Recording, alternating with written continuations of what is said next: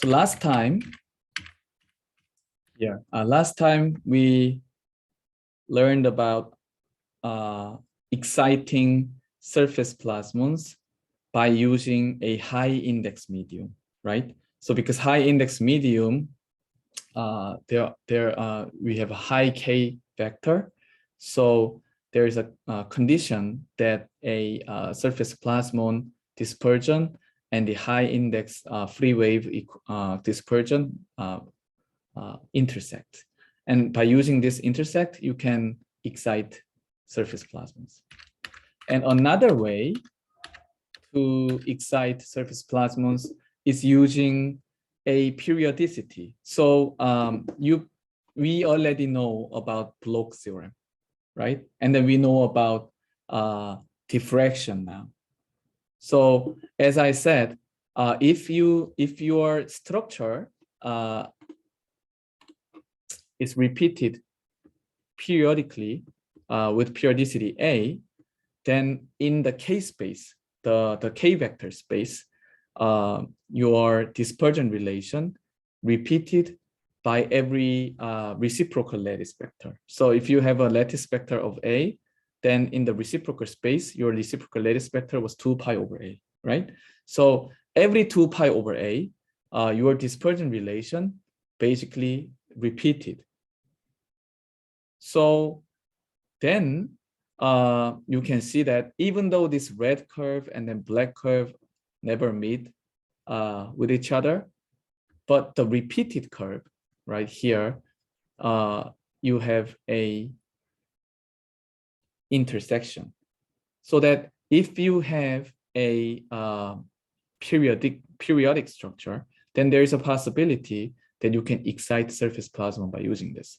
And of course, this condition can be defined in a more formal way because the repetition is for every 2 pi over A. So if your incident wave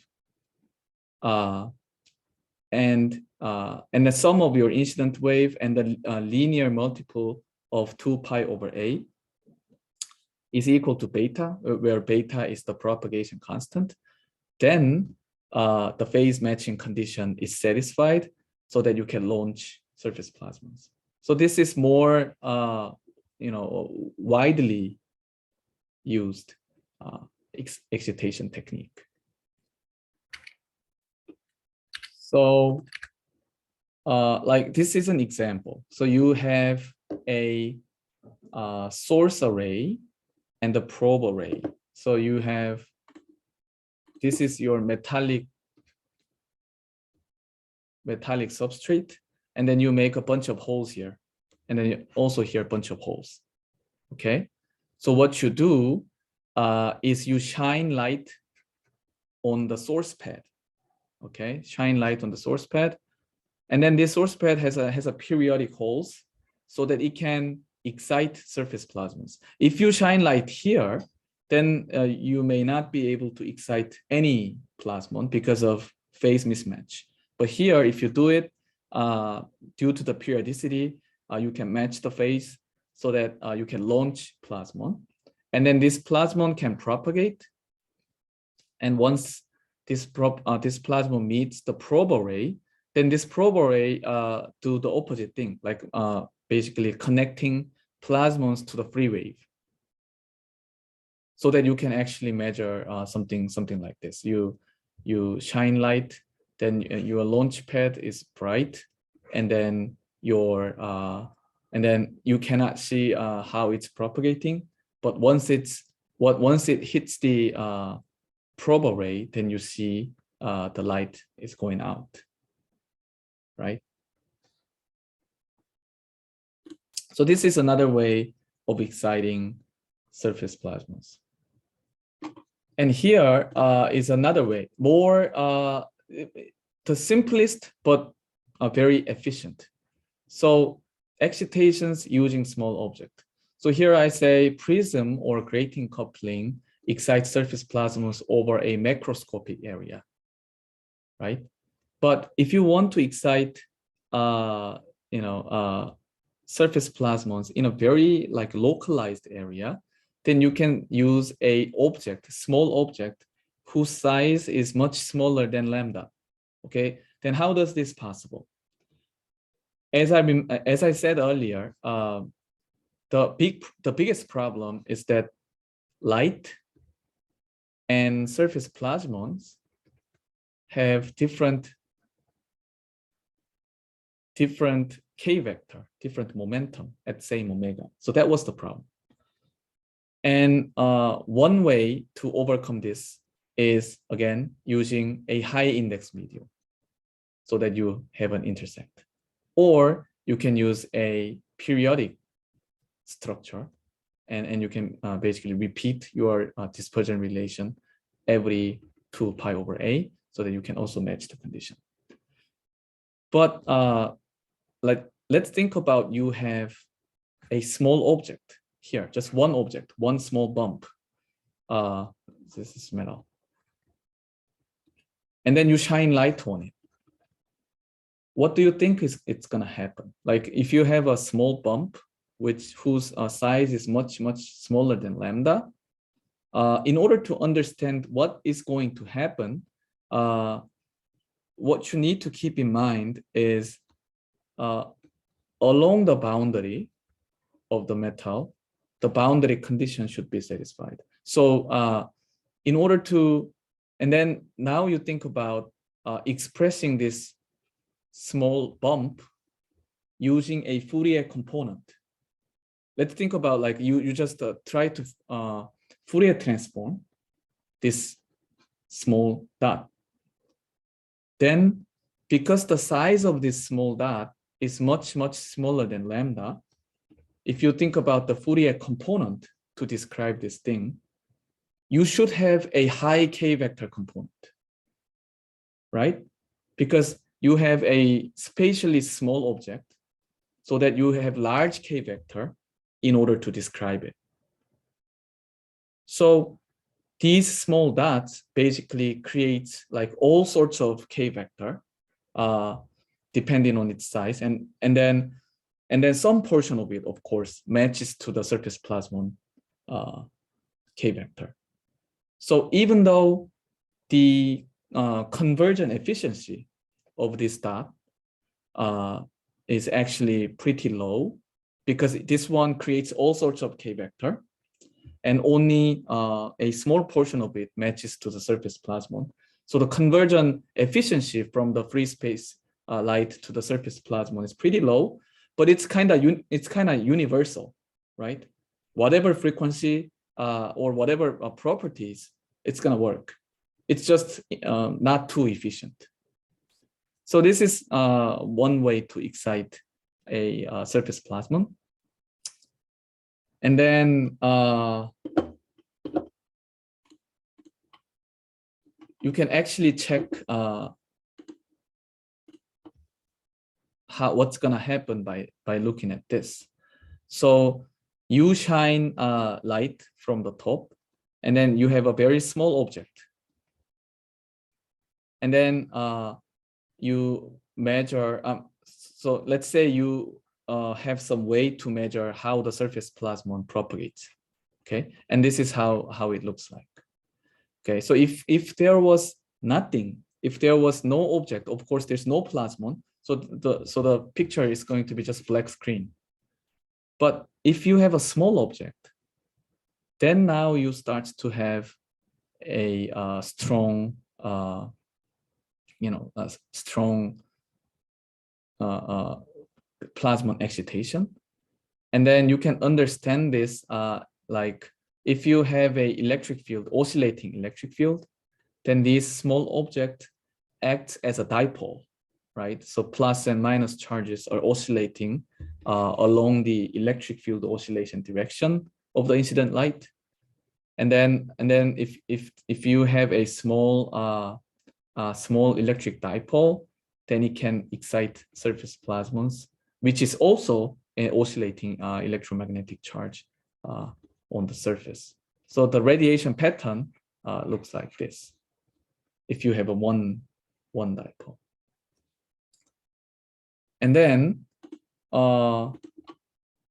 if you have a two dipole or more, you have this type of a pattern. So here, what you see is if you have a long bump, it's not just a tiny dot, but it's more like a rod. Okay, so if you have a rod here, then your radiation, the plasmon radiation pattern is not broad, but it's more narrow, right? It's more directional, and that is understandable, right? You can understand this in a similar way that you try to perturb, say, a water surface by using a small object. So if you have a water, and then you perturb this water surface by using a small pebble, and then if your pebble perturb the surface, you probably have this type of kind of unidirectional perturbation. But if you throw something like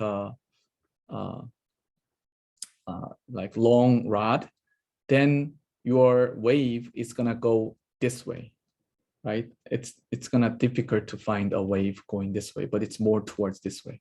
And the same thing is happening here. If your object is along this direction, then the excited plasmons tends to go more directionally to the perpendicular direction. And then you can do more interesting things. Like if you have a 2 dots instead of 1, then you start to see some pattern appears, right? Why is this? This is because the plasmons excited by this guy and plasmons excited by that guy interfere with each other. So how does this interference work? So you have 2 dots here, and then if you think about this direction, then this plasmon and that plasmon interact, right? So that if you think about the path length difference between these 2 plasmon, it's about this much, which is, let's say if the separation was d, then it's like a d sine theta, right? So if d sine theta is kind of an integer multiple of lambda p, the plasmon wavelengths, then they constructively interfere with each other. So you have a strong radiation here. But like in other direction, this can be like a half integer multiple. Then the component from this dot and component from that dot destructively interfere, so that you have a dark region, and so on, right? And then you can also imagine, so if you understand this, then you can probably also understand why this is happening. So this is pretty much the same case, like this is X orientation, this is Y orientation, but that's not the big difference. The big difference is that the separation between the 2 dots are different. So here the separations are larger, so that you have more fringes. So do you understand this? Like why? So if you have a larger separation, so let's recall this equation: d sine theta is equal to m lambda p surface plasmon frequency, surface plasmon wavelengths. So if d becomes larger, then of course the condition for to meet like different integers in this right hand side appears more frequently for theta, right? So as you increase the theta, like even though you change the small amount of theta, you basically change m from 1 to 2. And whereas in this case, because d is small, in order to make the same, in order to induce the same path length difference, you need to go larger theta. So that's why here you have more fringes, and here you have a less number of fringes. Okay, and then some of you may question, then how could we even see this propagating surface plasmon? I mean, this is surface plasmons, but as I said, surface plasmons are tightly confined on the interface, so we cannot see like from far away, right? It's not gonna, once it's launched, then it's not gonna couple to the free space. So how could we even see this? Well, one way to image surface plasmon is using what is called fluorescence imaging. So the idea is pretty simple. I mean, nowadays, I think nobody is using this technique, but anyway, the idea is pretty simple. You have a metal dielectric interface, which can support surface plasmon. And of course, without any scattering mechanism, it's not gonna be converted to the free light, but it must be converted to the free light in order for us to measure it, right? In order for us to image it. So the idea is placing a small quantum emitters near the metal dielectric interface. So they are placed pretty close to the surface so that surface plasmon electromagnetic field does not decay entirely, so that the plasmons can basically excite these emitters, and then emitters then emits light using a fluorescence, so that you can basically measure the fluorescence. Like once the surface plasmons excite the emitters, and emitters emit fluorescence, and you measure the fluorescence, right? So this is one way to measure the propagation of surface plasmons.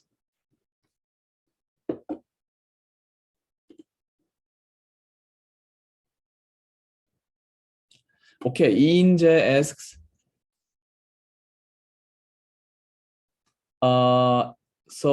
he's asking about the phase matching condition. So if there's no phase matching, then there's no surface plasmon excitation. Or, oh, yes, yeah, so phase matching condition is necessary to excite surface plasmon. So if the phase matching condition is not met, then surface plasmon will not be excited. Okay, so that is actually shown here, like in our here. So the surface plasmon was excited at a very specific point of incidence angle, right? Which means this condition is very specific. And somebody may ask that, okay, but still, this is not a point, but you have some width, right? Well, this width is determined by the loss vector, as I said. If your surface plasmon, because your surface plasmon is always lossy, and that determines the broadness of the mode. So within this full width half maximum, phase matching condition must be met in order to excite surface plasmons. And then if you understand that, if you go to here now, then it can be look a little confusing, because in this case, no matter what frequency you shine, surface plasmons are gonna be excited. And the reason is this guy, this small dot, basically creates all k vectors, right? So that some portion of it anyway matches the phase. So the coupling efficiency is low, but anyway, this one will excite surface plasmon at any frequencies.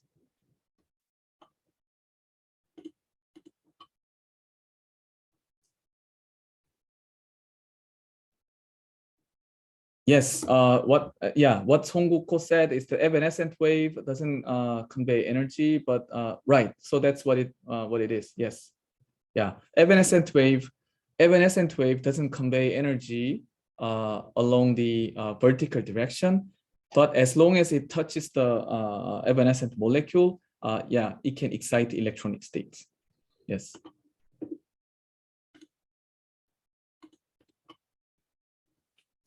Okay. And then and then you can do an interesting thing using a small holes like this. It's not just a single object, but you can make a bunch of holes in a interesting pattern. And of course, you can imagine if you have this type of thing, you can actually focus surface plasmon like this, right? So each of these guys excites surface plasmons, and then the plasmon propagates like in this direction, and then here path lengths are all same, so that you have constructive interference at the center. So it's kind of 2D lens of surface plasmons. So you can have a high intensity beam. Okay, so this sort of a variation is possible. Yeah, another way of using a small object is just try to, basically using a metallic tips. So you probably know about AFM, like atomic force microscopy. And then AFM has a cantilever, right? So cantilever is a metallic tip, like small metallic tip, okay? And the apex of this small metallic tip, of course, has a characteristic size of like a few tens of nanometers. It's very, very small metal. So this thing can also excite or scatter surface plasmons because it also creates all sorts of K vectors, right? And then there are two types of using this small object. One is just using a metallic tip. So it just scatters off surface plasmons, or it can also convert the incident light to the surface plasmon. And another way is you kind of drill a hole in it. So you have a small hole. And then you connect optical fiber to the hole. So you basically insert light from like optical fiber and then go through the hole and then excite here, surface plasma. So two types are possible. So this is like the second type is called aperture type, and the first type is called scattering type. And then by using this, you can actually image how the surface plasmons are propagating. So you basically, instead of doing AFM, you just do the same thing, like basically scanning this metallic tip on the surface of the sample.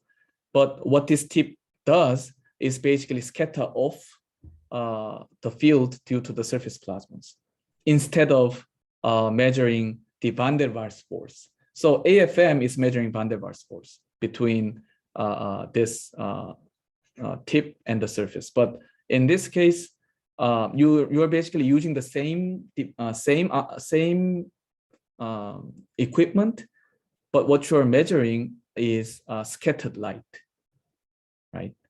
So this device is called near field scanning optical microscopy, or NSOM or SNOM, and this one actually gives you a image of near field propagating surface plasmons. And if you look at this device actually looks exactly the same as AFM. So this device can be actually used for AFM too. Like if you just convert the mode, then it works as an AFM, and then convert again, it's gonna work as a scanning optical microscopy, right? And then another thing that I'd like to mention here is that like aperture type, of course, have a better converting efficiency, right? Because it's you don't basically lose that much of a light in converting the stuff. And also like the outcoupling too. You have a surface plasmons, and then some portion of it actually coupled to the uh, to the to the hole inside the tip, and then which is converted again to the optical fiber. But as you can imagine, in order to have a aperture type and SNOM, your tip apex should have at least some radius, right? It cannot be like extremely small. If it's extremely small, then the light cannot penetrate through. So aperture type scattering SNOM, aperture type SNOM typically have a lower spatial resolution compared to the scattering type, whereas scattering type SNOM actually have a lower signal to noise ratio. So your detection mechanism must be very, very sensitive in order to work on it. So people used, for regular surface plasmas, aperture type is typically enough, but like there are some plasmons that are very, very small, like much, much smaller than the free space light. And this is an example. So here we have, so this paper, two papers actually about the same thing appeared on the same issue of this Nature in 2012. And then these two of them were about the graphene plasmons. So, you can imagine that, like, as I said, like if you have a metal and dielectric interface, then it can support the plasmon. And plasmon is the coupling between charges and the electromagnetic waves, right? And you can imagine the similar thing for graphene. So if you have a graphene and you have graphene also have plus minus charges, and then this charge can also oscillate.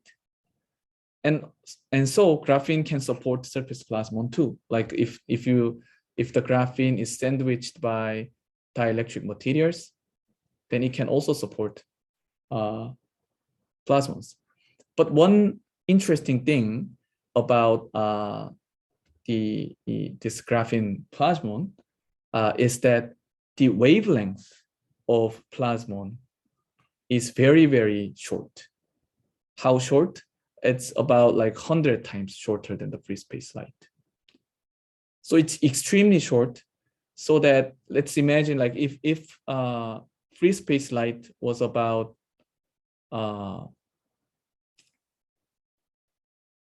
10 micrometer or 10,000 nanometers, its surface plasmon is actually just 100 nanometers.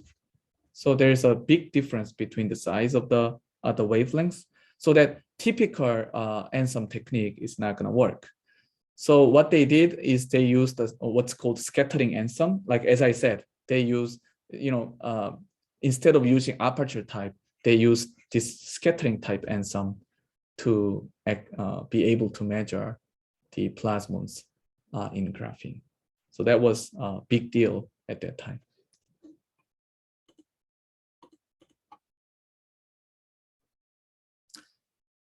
Right. And the final thing is about end fire excitation. So what the main idea is simple. So let's say this is cross-sectional view of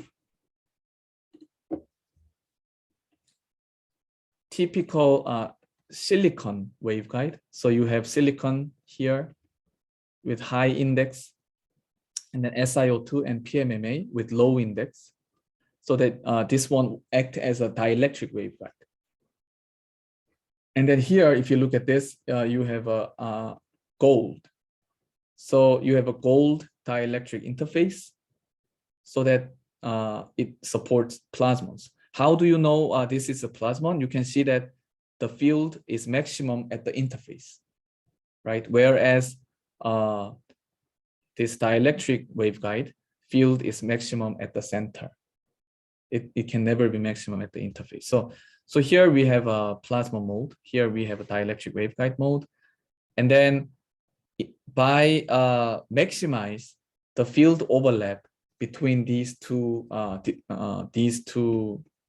cross sections, you can achieve. So let's say here you have a overlap between regular plasmon and the silicon waveguide, and then that's the maximum overlap you can achieve.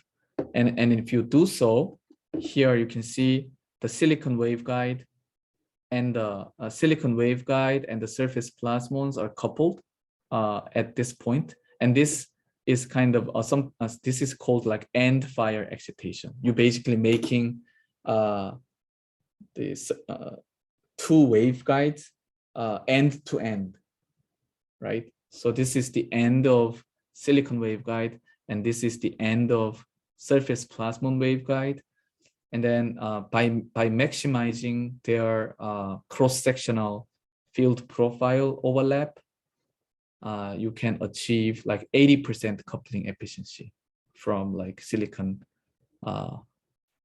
waveguide, silicon waveguide mode to the surface plasmon mode. So this is another way of exciting surface plasmons. So this is it for excitation of surface plasmons. And you can see that there are many ways to overcome this phase mismatch problem. And then some ways are very elaborate. Like for instance, I would say, using this coupler, grating coupler, it's kind of an elaborate way of doing it. And this type of thing allows you to match the phase very precisely, and this allows you to have a high coupling efficiency from the free space light to the surface plasmas, right? And if you don't care about the efficiency, the coupling efficiency, but you just want to excite surface plasmon, no matter what, then all you need to do is just having a small object, like small dot, small hole. This is gonna work, although the coupling efficiency will be terrible, right? So, yeah. So here I provide you like all sorts of excitation mechanisms